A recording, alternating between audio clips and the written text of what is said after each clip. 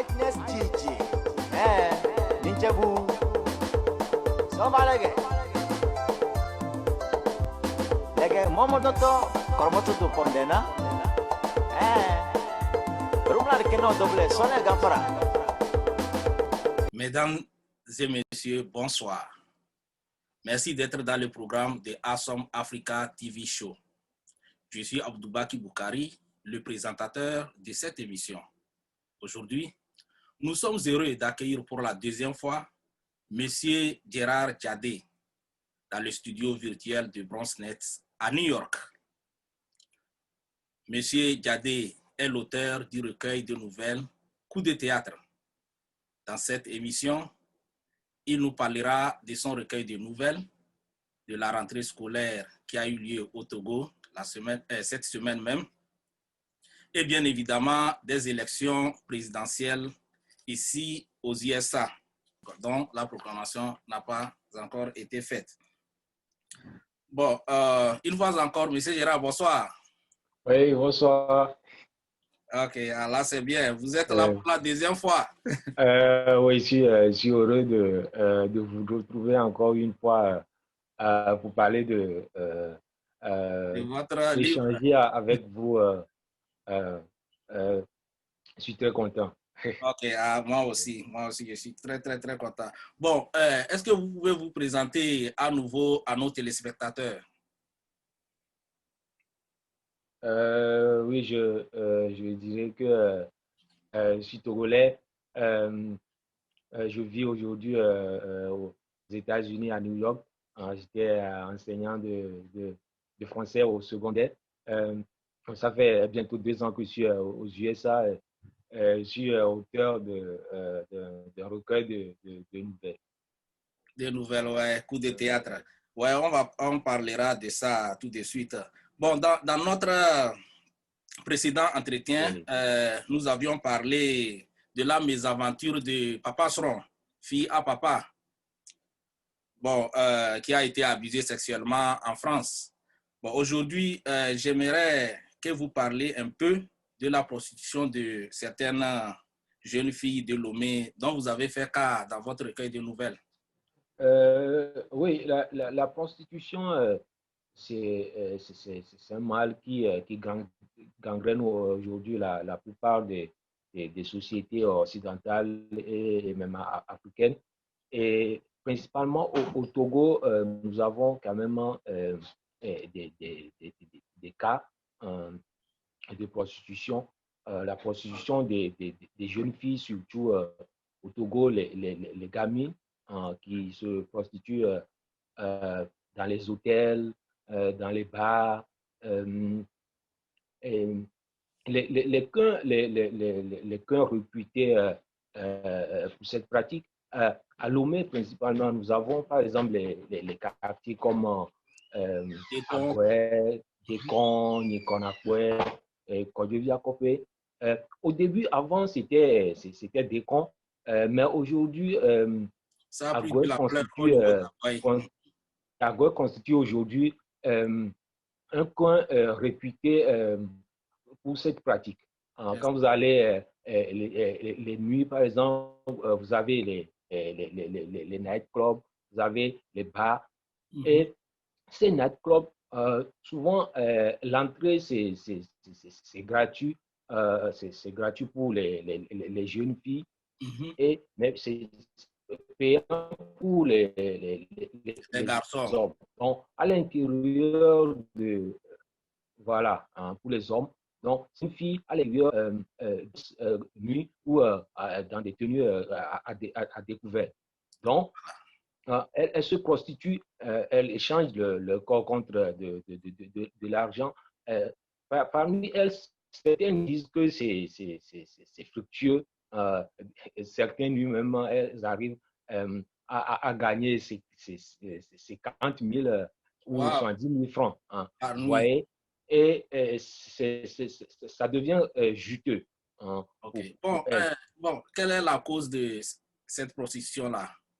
Oui, la cause, je pense que si nous analysons bien les problèmes, si nous analysons correctement la situation au Togo, la plupart de ces jeunes filles sont dans des situations difficiles. Hein. Souvent, c'est la recherche de moyens financiers et d'autres font également ça pour le Plaisir. plaisir. Hein. Voilà, pour le plaisir. Parce que leurs amis le font.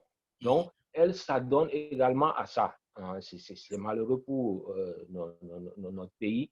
Donc, Bon, ouais, je suis d'accord avec toi quand tu disais que certains font ça pour le plaisir. Parce qu'on retrouve même les commerçantes, oui, les étudiantes là-bas. Bon, je ne sais pas si les autres font ça à oui, cause de l'argent, mais gamme des catégories dont je viens de citer là. oui, Est-ce qu'ils oui, ont besoin de faire la prostitution oui, quand on a il y a déjà pas son petit que, commerce? oui, il y a pas que les gamines, il y a également les femmes divorcées qui font ça. Il y a Ouais, les femmes divorcées, il y a même les femmes au foyer qui, de ils retour t'adonnent à cette du pratique. travail, ça donne à ça un peu le salaire, il est insuffisant. Hein. Nous avons tous des informations sur le Togo, on sait que ça ne va pas, c'est la misère, Ouais. la dictature.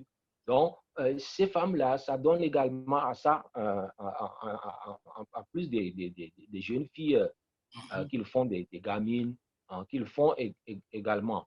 D'ailleurs, on a remarqué que dans ce réseau-là, les femmes divorcées sont plus nombreuses dans la prostitution que les célibataires.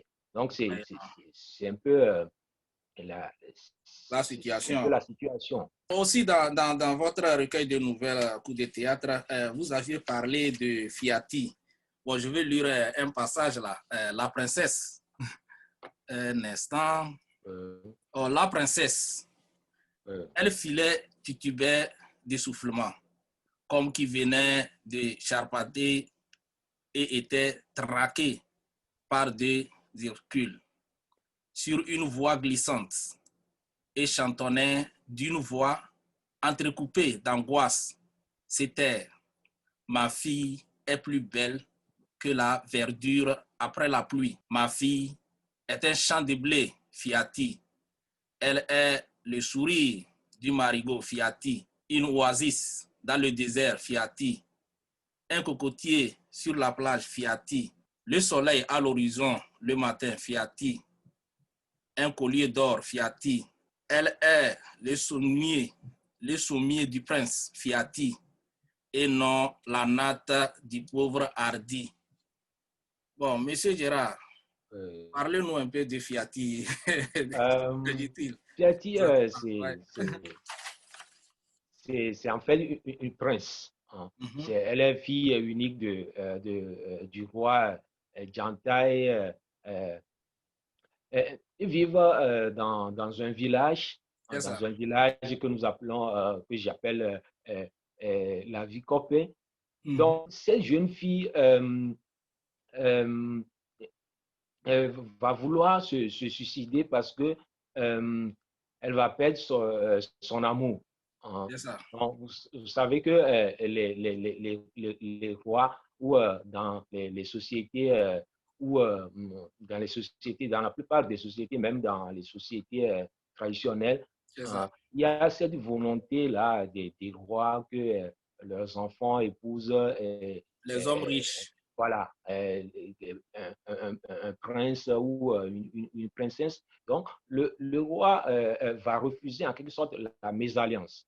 Donc, C'est la ça. fille, au lieu d'aller choisir un prince, va choisir un jeune notable parmi les notables de son père. Donc, le roi mécontent va bannir lorsqu'il va découvrir la relation, il va bannir le prince.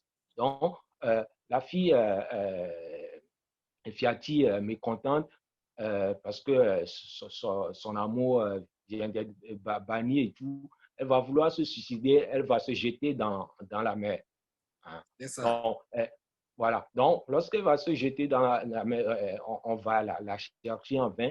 Donc, sa mère va se jeter également dans la rue pour la chercher. Donc, Donc, ils vont passer par le charlatan et tout. Donc, le charlatan va révéler que la jeune fille est partie se noyer dans l'océan. Donc, Mhm. la mère euh, va, va partir à la recherche de sa fille. Mais malheureusement, arrivé à la plage, la lune va lui dire que voilà, ta fille s'est jetée dans l'eau et elle est déjà transformée en sirène. Wow. Voilà. Donc, c'est en fait un Ouais, récit ouais, c'est très qui est passionnant, inspiré. hein, c'est très passionnant, Voilà. créatif. Ouais. Voilà. Donc, c'est en fait un récit, Ouais. une nouvelle qui est inspirée d'une légende que j'ai lue dans la poésie traditionnelle de Liliane Castello. Liliane Castello, euh, c'est une universitaire qui était passionnée Mhm. de la littérature africaine. C'est ça. Donc, après avoir lu ce texte-là, cette Ouais, ouais. légende-là, euh, j'ai Vous eu vous êtes l'inspiration et inspiré. puis Ouais, ouais. voilà, Ok, j'ai produit ce on vient texte-là. juste de parler de l'inspiration. Bon, ouais, Et, où puisez-vous votre inspiration? Seulement dans les livres ou bien dans la euh, lecture, dans la vie, dans la société? D'où tirez-vous votre oui, inspiration? je dirais que il y a également les livres parce que si on ne lit pas, on ne peut pas écrire. Donc, il y a les livres, il y a également la société, tout ce qu'on raconte dans la rue, tout ça ça me donne quand même l'inspiration. Mais à ce niveau, surtout, il faut dire que Mhm. c'est les livres, on ne va pas lire toutes sortes de livres quand même, C'est ça. toutes sortes d'auteurs quand même pour être inspiré. Il faut lire les bons livres. Il y a certains livres, il y a certains romans, il y a certaines pièces de théâtre, il y a certains auteurs. Quand on lit, ça donne une inspiration parce que l'œuvre est bien écrite, C'est ça. il y a le style, il y a le talent, euh, euh, il y a l'inspiration, c'est le fruit de l'inspiration. Donc, quand C'est on ça. lit une œuvre, on peut être inspiré. Il faut que l'œuvre soit bien écrite. Il faut qu'il y ait le talent. C'est C'est ce ça. talent-là qui donne de l'inspiration. Mhm. Hein. C'est ça. Moi, je suis souvent inspiré quand je lis, par exemple, des auteurs comme Kossi et Fui, par exemple, avec Solo d'un revenant, C'est ça. et Sonny Laboutansi avec la vieille demi. Mhm. Donc, ces classiques africains me donnent quand même de l'inspiration. Description. C'est ça. Oui, Ok, oui. bon, combien de temps consacrez-vous dans l'écriture? Euh, Par semaine, euh, dans le oui, mois, ça, combien de c'est. temps? Oui, bon, pratiquement, j'écris chaque jour. Hein. Il suffit que je trouve une heure dans la journée. Par exemple, il suffit que je trouve 30 minutes. C'est ça. J'écris, même si c'est deux lignes, même si c'est trois phrases, j'écris ça parce que il est difficile de trouver du temps pour écrire, de trouver toute une journée, surtout nous sommes dans un pays développé où C'est ça. il faut Il faut courir, il travailler. faut aller par-ci, Oui. par-là, il faut vivre également. Ok. Monsieur Gérard, on me fait signe que il est temps, nous avons des obligations de, de publicité. Donc, on va s'arrêter ici et puis quand on va revenir, nous allons continuer OK. par parler de votre inspiration. Merci. C'est l'heure de la pub. On était en train de parler de, du temps que vous consacrez pour écrire les livres. Bon, est-ce que vous pouvez continuer dans cette Oui, lignée? oui, moi je dirais que j'écris chaque jour. Il suffit que je trouve euh, une heure ou 30 minutes, j'écris quand même une phrase parce que C'est ça. c'est difficile de trouver du temps, de trouver toute une journée pour écrire. C'est Donc, ça. euh, régulièrement, je profite du peu de temps que je trouve pour écrire. OK. Donc, une œuvre, écrire une œuvre, ça demande du temps, ça demande Ah, de la et réflexion l'énergie et aussi. tout. Donc, il faut aller petit à petit. Il faut profiter quand on trouve un petit temps. Donc, Ouais. c'est ça. Donc, les œuvres un roman, ça peut faire un an, ça dépend de l'œuvre qu'on voudrait écrire. Quand on veut, il y a certaines œuvres qui demandent de la recherche, il y a certaines œuvres, il suffit que l'inspiration arrive, on peut facilement écrire sans faire trop de recherche. Donc, c'est ça. Donc, Ok. À part le papier, c'est que quand vous avez un peu de temps, vous pouvez écrire quelque chose sur le papier. Est-ce que vous travaillez aussi sur l'ordinateur? Oui, oui. Je dirais que quand j'étais à Lomé, j'utilisais plus le papier. J'écrivais sur papier, après je saisis. Maintenant, ici, c'est difficile de trouver du temps libre. Donc, je vais directement sur l'ordinateur après avoir fait un plan sur papier. Donc, je fais le plan sur papier et je vais sur l'ordinateur pour écrire. Mais ce n'est pas aussi délicieux quand on écrit Ouais, sur papier. L'ordinateur, c'est un peu artificiel. c'est ça. Mais compte tenu du contexte, on est obligé de faire ça comme ça. Ah, ok, je Oui. vois. Bon, Monsieur Girard, existe-t-il des aspects positifs et négatifs du métier d'écrivain?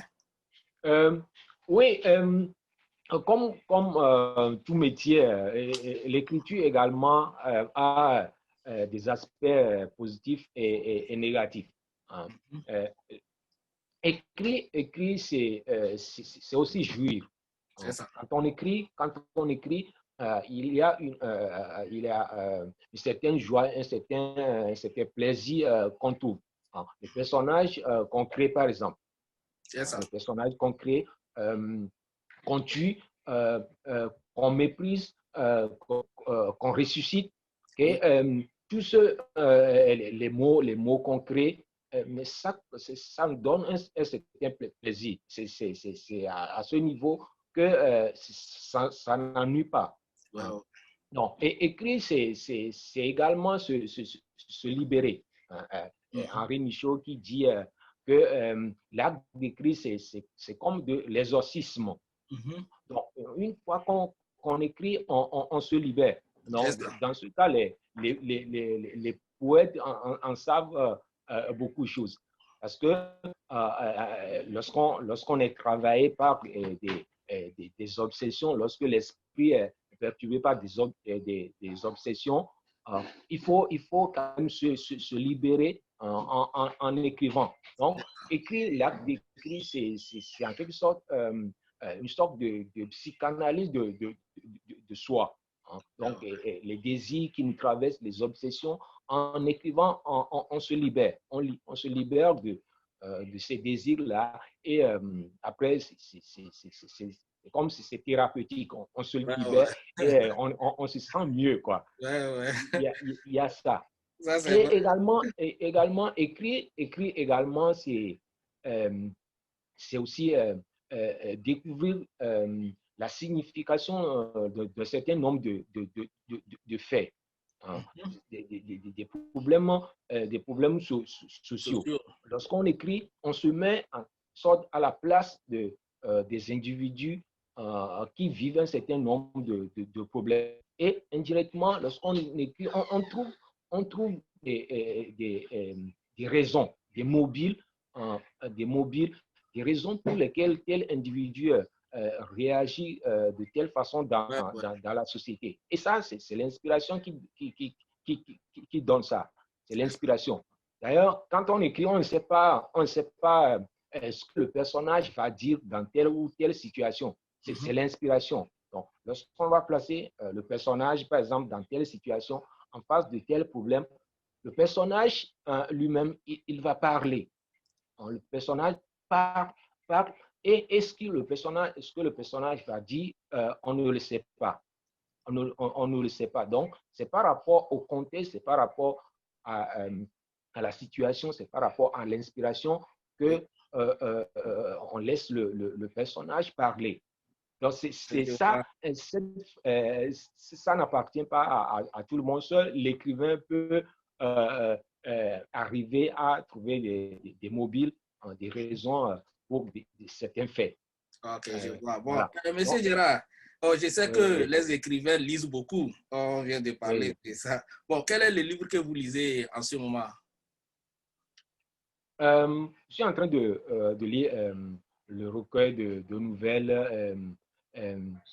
de Kani Alem, Un rêve d'albatros de Kani Alem, parce que j'en ai besoin pour faire un travail, parce que c'est un talent, c'est une œuvre que j'avais lue, que je suis en train de relire en ce moment.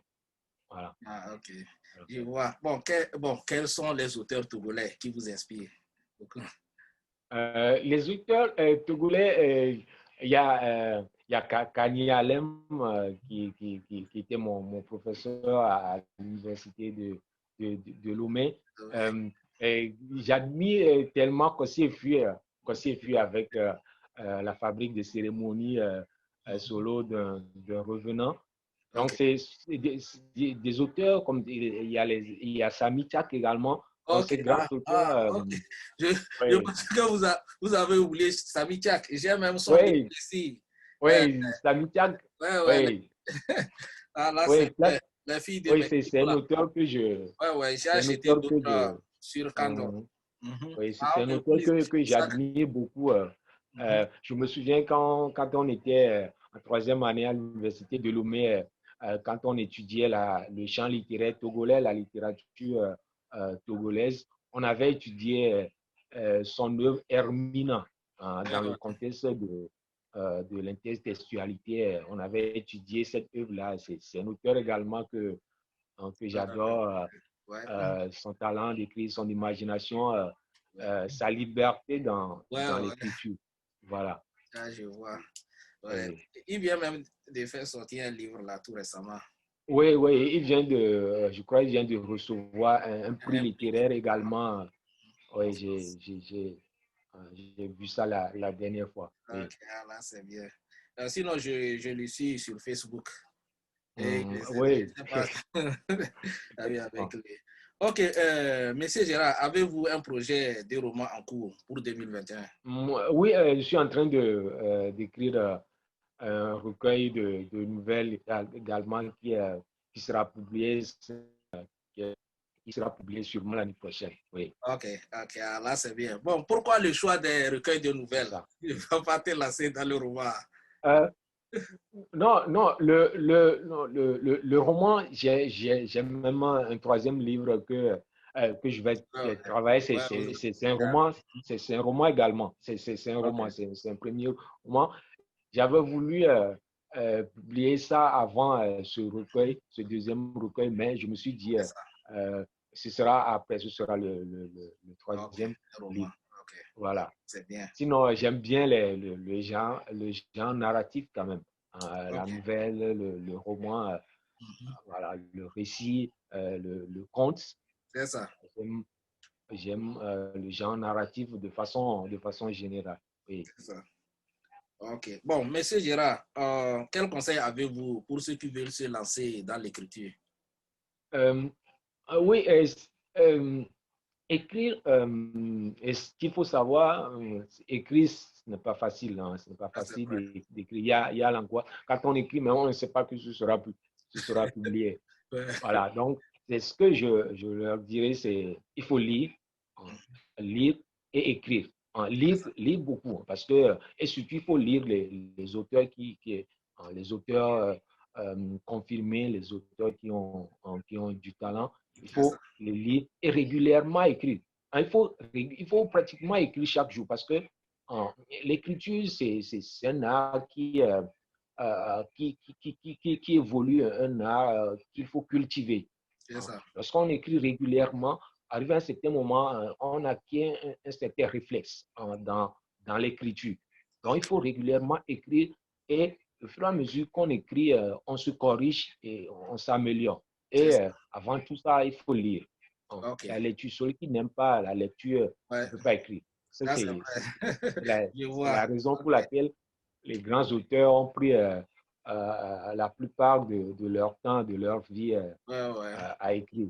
voilà, à lire et à écrire. Ah, C'est ça. ok. Bon, Monsieur Gérard, le lundi passé, bon, c'est-à-dire le 2 novembre, les élèves au Togo ont repris le chemin de l'école.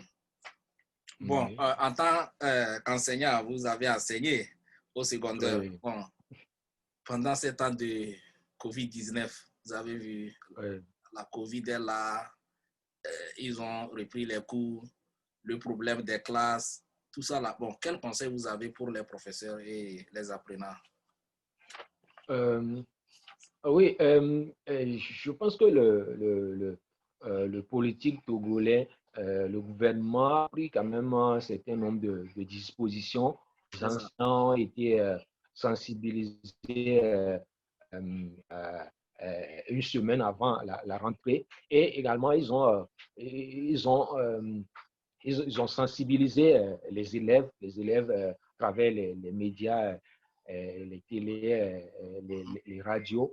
Ils ont fait ça, ils ont également exigé les masques, la distanciation sociale. Et également, les samedis et les après-midi de mercredi seront utilisés également. Les enseignants, les nouveaux enseignants se sont recrutés. Donc, je pense que les élèves doivent faire beaucoup attention parce que nous savons tous qu'à l'école, il faut communiquer, il faut s'amuser. Donc, il faut que les enseignants soient vigilants, surtout rigoureux pour que les élèves n'attrapent pas le virus. Ce sera un peu compliqué quand même. Mais Bon, Monsieur Gérard, on me fait signe qu'on a 1 minute. Bon, on ne peut pas finir cette émission sans parler des élections présidentielles.